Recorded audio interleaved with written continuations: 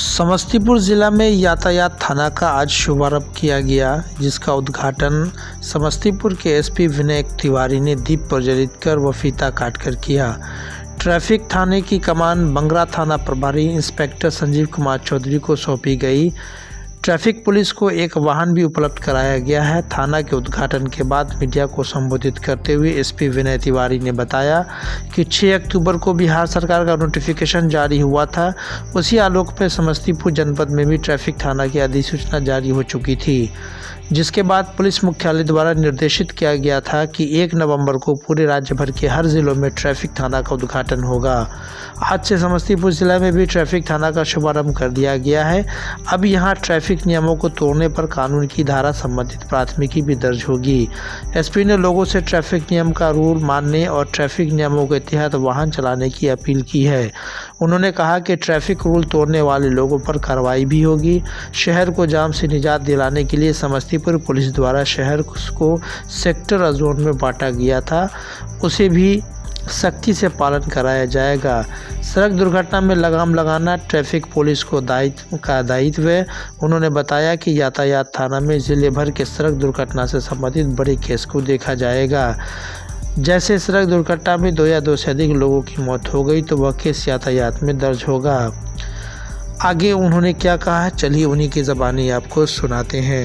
सरकार का बिहार सरकार का नोटिफिकेशन हुआ था, उसके आलोक में नीचे करिए थोड़ा, जनपद में भी ट्रैफिक थाना का नोटिफिकेशन अधिसूचना जारी हो चुकी थी। उसी आलोक में पुलिस मुख्यालय द्वारा निर्देशित किया गया था कि दिनांक 1 तारीख को और पूरे राज्य में एक साथ किया जा रहा है, तो समस्तीपुर में भी ट्रैफिक थाना का नोटिफिकेशन हुआ है।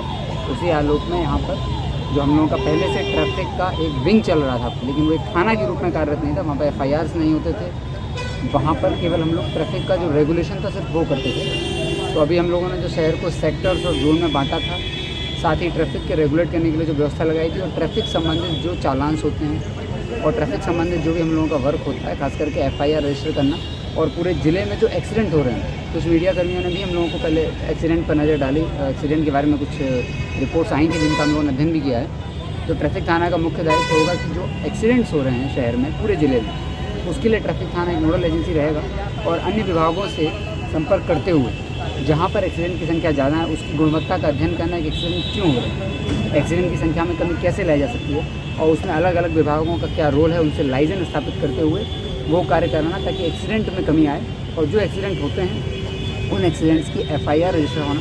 पूरे ज़िले के एक्सीडेंट की FIR यहाँ पर अभी जो हम लोगों का डायरेक्शन है कि 2 या 2 से अधिक यदि किसी दुर्घटना में व्यक्तियों की मौत हो जाती है तो ऐसी सभी FIRs अब ट्रैफिक थाना में होंगी और उनका जो प्रॉपर इन्वेस्टिगेशन होता है कि किस कंक्लूजन पर हम लोग पहुँचेंगे कि किसकी गलती से हुआ है, वो इन्वेस्टिगेशन करने के लिए ट्रैफिक थाना का नोटिफिकेशन हो गया। उसी का आज उद्घाटन किया गया। संजीव कुमार चौधरी जो कि बंगरा थाना प्रभारी थे, उनको ट्रैफिक थाना अध्यक्ष के रूप में इनका इंस्पेक्टर में प्रमोशन था तो उनका पदस्थापित किया गया है।